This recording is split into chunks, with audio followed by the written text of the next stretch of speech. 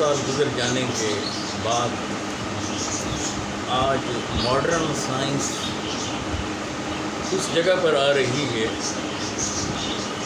جو جگہ، جو طریقہ اور جو انداز میرے محبوب مصطفیٰ صلی اللہ علیہ وآلہ وسلم نے اس وقت بتایا۔ اہل ایمان کے لیے یہ باعث سعادت ہے کہ اللہ سبحانہ و تعالی ہمیں یہ بتا رہا ہے، لَقَدْ كَانَ لَكُمْ فِي رَسُولِ اللَّهِ أُسْوَةٌ حَسَنَةٌ۔ اب حضور علیہ السلام کی زندگی کو کھول کھول کر میرے رب نے کائنات کے سامنے رکھ دیا، کہا کہ ان کی اطاعت اور اتباع میں نجات، سب کی پوری انسانیت کی نجات حضور اکرم صلی اللہ علیہ وآلہ وسلم کی اتباع میں ہے۔ مگر تمام لوگ وہ ہیں کہ جنہیں اللہ اپنے محبوب علیہ السلام کا عشق عطا کر دیتا ہے، وہ حضور علیہ السلام کے عشق میں ڈوب کر آقا کی اطاعت کرتے ہیں، آقا علیہ السلام کی اتباع کرتے ہیں۔ میتھائل لاریت سلفیٹ، اس کا دوسرا نام سوڈیم لاریت سلفیٹ، یہ ہمارے پیسٹ میں ہوتا ہے جو ہم منہ صاف کرنے کے لیے استعمال کرتے ہیں۔ بالکل حالیہ دنوں میں ایک انڈین ڈاکٹر ہیں، انہوں نے اس بات سے آگاہی دی، اپنی ریسرچ اور تحقیق کو پیش کیا۔ وہ کہتے ہیں کہ اس کے ذریعے سے اس میں ایسا کیمیکل ہے جس کی وجہ سے منہ کا کینسر ہوتا ہے۔ اب یہ دیکھیں کن لوگوں کی تحقیق ہے، کن کی ریسرچ ہے، اور وہ ساری چیز بتا کر پسے پردہ جو اس کے اندر پہلو تھے ان کی ریسرچ اور تحقیق کے، اس کو بیان کر کے وہ کہتے ہیں کہ منہ کو صاف کرنے کا سب سے شاندار طریقہ مسواک۔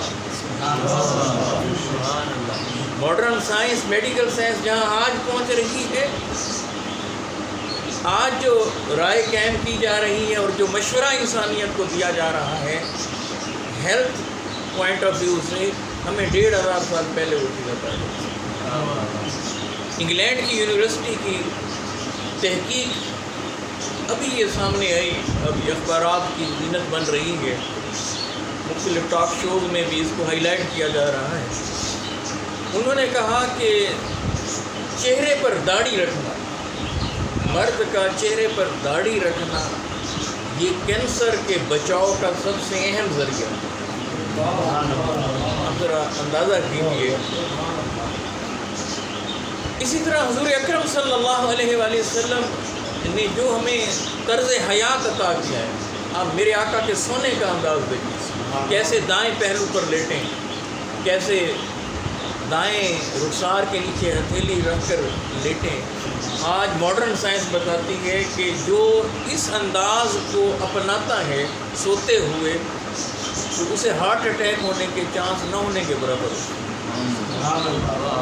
اسی طرح سے کھانے پینے کے حوالے سے دیکھ لیں یا دیگر پہلوؤں کے حوالے سے دیکھ لیں، جو میں بنیادی نقطہ یہاں شیئر کرنا چاہتا ہوں کہ حضور اکرم صلی اللہ علیہ وآلہ وسلم کی حیات مبارکہ میں اللہ سبحانہ و تعالیٰ نے انسانیت کی کامیابی رکھی۔ اب اس حیات طیبہ کی اطاعت ہم نے کرنی ہے، اتباع کرنی ہے، تو اس کے لیے ضروری ہے کہ بندے کے دل کے اندر آقا علیہ السلام کا عشق مچلتا ہو، حضور علیہ السلام کی محبت کی خوشبو بندہ مومن سے پھوٹتی پھوٹتی